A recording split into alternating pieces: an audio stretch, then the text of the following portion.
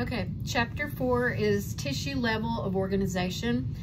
So we're going to talk about the types of tissues and their origins. So a tissue is just a group of similar cells that usually have a common embryological origin, and they function together to carry out specialized activities. So the body is composed of 4 major families of tissues. So first we have the epithelial tissue that covers your body surfaces. It lines your hollow organs, body cavities, and ducts, and it also forms the glands. Number 2, the connective tissue. This is what protects and supports the body and its organs. It binds the organs together and it stores energy reserves as fat, and this also provides immunity.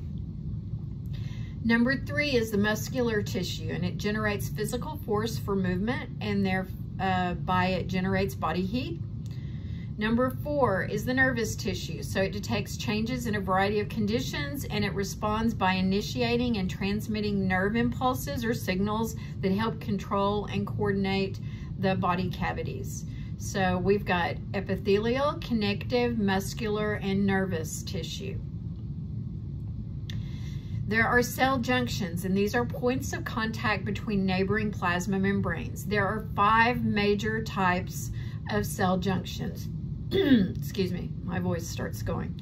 Tight junctions, adherens, desmosomes, hemidesmosomes, and gap junctions. In tight junctions, these form tight seals between the cells, such as the epithelial, and they comprise the inner lining of the stomach, the intestines, the urinary bladder. These junctions prevent the passages of substances between cells, so they are tight junctions. Then you have the adhering junctions, kind of like how it sounds. They strongly fasten the cells to each other, and they help the epithelial surfaces resist separation. And then you have the desmosomes. These strongly fasten cells to each other. They prevent the epidermal cells from separating under tension and cardiac muscle cells from pulling apart during a contraction. Hemidesmosomes strongly anchor cells to an underlying basement membrane. And then we have gap junctions. They are formed by minute fluid-filled tunnels that permit passage of electrical signals or chemicals. This would be like your ions and small molecules from one cell to a neighboring cell. They're located in some parts of the nervous system, in your heart muscle, and in the gastrointestinal tract. Okay, epithelial tissue or epithelium. General features. First of all, we have the cells, and these are arranged in continuous sheets in either single or multi-layer, usually closely packed with little extracellular material between neighboring cells. Cells have lateral surfaces, apical free surface, and basal surface, and the latter is connected to the underlying connective tissue by a thin extracellular basement membrane. Numerous cell junctions that securely attach neighboring cells, avascular tissue that exchanges material with adjacent connective tissue by diffusion, and it has a nerve supply and, a high capacity for cell division so that you can replace lost cells due to wear and tear by injury. They have numerous functions. Sometimes it's for protection, filtration, secretion, absorption, and excretion. Epithelial tissue is divided into 2 major types. You have the covering and lining epithelial, and number 2, we have the glandular epithelium.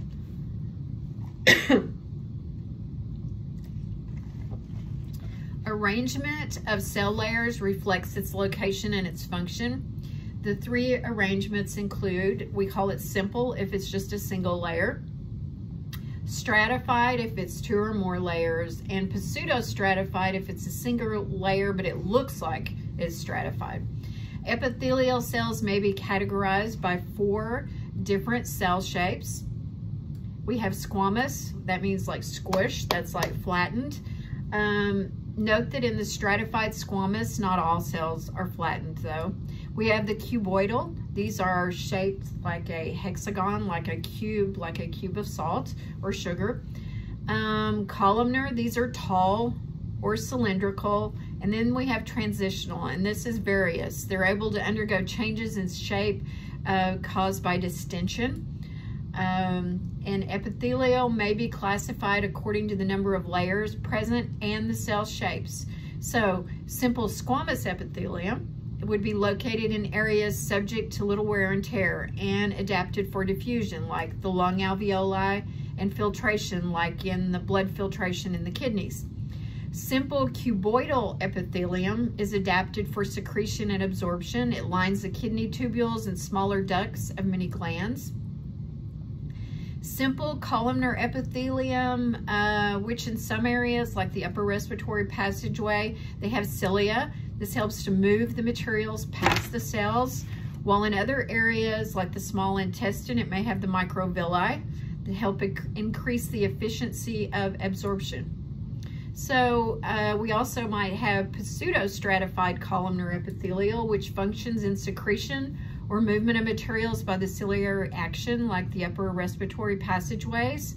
Stratified squamous epithelium provides protection in areas subject to wear and tear, the outer layer of the skin, lining of the mouth. Stratified cuboidal epithelium, it's a rare type, but it provides protection like the ducts of the adult sweat glands. Stratified columnar epithelium is another rare type, and it functions in protection and secretion like the large ducts of some glands. Transitional epithelium, it has cells that may undergo changes in shape and is located in areas subject to stretching, like your urinary bladder. Granular epithelium, these are specialized epithelial cells organized to form glands that secrete substances in the ducts onto a surface or into the blood. And the endocrine glands are ductless, thyroid gland, adrenal glands, and they secrete hormones which diffuse through the interstitial fluid into the blood. Exocrine glands, these are like sweat glands and salivary glands. They secrete substances like sweat and saliva into the ducts, and they are structurally classified into unicellular and multicellular glands, including simple or compound, as well as tubular, acinar, and tubuloacinar glands, and they are functionally classified into the merocrine, salivary glands, apocrine, mammillary glands, or holocrine, the sebaceous glands, which is your sweat glands. Now we have connective tissue. It's one of the most abundant and widely distributed tissues in the body. It functions, includes things like binding things together, support strength of other tissues. It protects and insulates the internal organs. It compartmentalizes certain structures like skeletal muscles. Blood is a connective tissue that transports substances. Adipose is fat tissue. It stores energy reserves. It's the main source of the immune response. It's good to have a little fat on you. Okay, general features of the connective tissue. It is composed of cells separated by an extracellular matrix that consists of ground substance and fibers. Matrix has variable qualities like fluid, gelatinous, calcified. Fibers are secreted by the connective tissue cells. They're usually not located on free surfaces, and they have a rich blood supply except in the cartilage and the tendons, and they have a nerve supply except in the cartilage. Connective tissue cells have the following characteristics. They are derived from the mesenchyme. Immature cells have names that end with blast, so you'll see things like osteoblast. They retain the capacity for cell division, and they secrete the matrix. Mature cells have names that end with cyte, so like osteocyte. They usually have a reduced capacity for cell division and matrix secretion. Their major role is the maintenance of the matrix. Connective tissue matrix consists of a ground substance and protein fibers. The ground substance may be fluid, semi-fluid, it may be gelatinous or calcified, and it's composed of numerous polysaccharides and proteins. And the protein fibers, which are fibrillar extracellular matrix, include collagen, which provides strength and flexibility to the tissue, elastic fibers, which provide strength and elasticity, reticular fibers, which provide support and strength. Classification of connective tissue, there are two classes, embryonic and mature. Embryonic connective tissue, there are two types, mesenchyme and mucus. The mesenchyme gives rise to all other connective tissue, and the mucus connective tissue, the Wharton's jelly, is primarily found in the umbilical cord of the fetus. The mature connective tissue, there are 5 categories. Number 1 is loose connective tissue, that is the areolar, the adipose, and the reticular, and it has loosely arranged fibers in the matrix. So the areolar connective tissue has several types, including the fibroblasts, macrophages, etc. It has all 3 types of fibers. Ground substance is semi-fluid. It's located in the subcutaneous layer of the skin, the blood vessels, and it provides strength, elasticity, and support. The adipose tissue contains adipocytes that store triglycerides located in the subcutaneous layer around organs. White adipose tissue insulates, stores energy reserves, supports and protects various organs, and the brown adipose tissue, that's what generates the heat in the newborn. Reticular connective tissue. It contains reticular fibers and reticular cells. It binds together cells of smooth muscle tissue. It forms a stroma, a framework of the organs. Okay, now we're down to number 2, the dense connective tissue. Everything we talked about so far was underneath the loose connective tissue. Now we're into the dense. This is the regular, irregular, and elastic, and it has densely arranged fibers in the matrix. Let's first look at the dense regular connective tissue. It contains rows of fibroblasts located between numerous parallel, regularly arranged bundles of collagen fibers. It forms tendons, most ligaments. It provides strong attachment between the various structures. Then we have the dense irregular connective tissue. These have fibroblasts scattered among randomly oriented collagen fibers. They are located in the dermis, the periosteum, the heart valves, etc., and it provides strength. Then we have the elastic connective tissue. This contains the fibroblasts scattered among the elastic fibers. It's located in the walls of the elastic arteries, the lung tissue. It provides elasticity and strength. Number 3, we have cartilage. You have the hyaline, fibrocartilage, and elastic. It contains chondrocytes embedded in the lacuna, which is the spaces of the gelatinous matrix that includes collagen fibers and elastic fibers. It is avascular, therefore it heals slowly. It lacks nerves, and it is usually covered by a perichondrium. Next is hyaline cartilage. It has fine collagen fibers that are not visible with ordinary staining techniques used in light microscopy. It is the most abundant, but the weakest type of cartilage. It is located on the ends of the long bones, the nose, the trachea, and it provides flexibility and support. At joints, it reduces friction and it absorbs shock. We'll talk a lot about reducing friction. Fibrocartilage contains visible bundles of collagen fibers. It makes it the strongest type of cartilage. It lacks a perichondrium. It's located in the intervertebral disc, the knee, menisci, etc., and it provides strength and rigidity as well as flexibility and support. Okay, now we have elastic cartilage, and it contains a network of elastic fibers. It's located like in the epiglottis, the inner ear, etc. It maintains shape and it provides strength and elasticity. Okay, now we are to the bone, the osseous tissue. It is compact and spongy. It contains osteocytes embedded in the lacuna of a rigid calcified matrix that includes collagen fibers. It's classified as, we'll start with the compact, the dense bone. It's composed of the osteons. This is the Haversian, I knew I was gonna mess that up, system in which there are concentric rings of matrix called lamella. Each osteon contains a central canal, and the spongy calcaneus bone consists of the trabeculae. So the spaces between the trabeculae contain the red bone marrow. The bone supports, protects, helps generate movement, stores mineral, and houses red marrow and yellow marrow.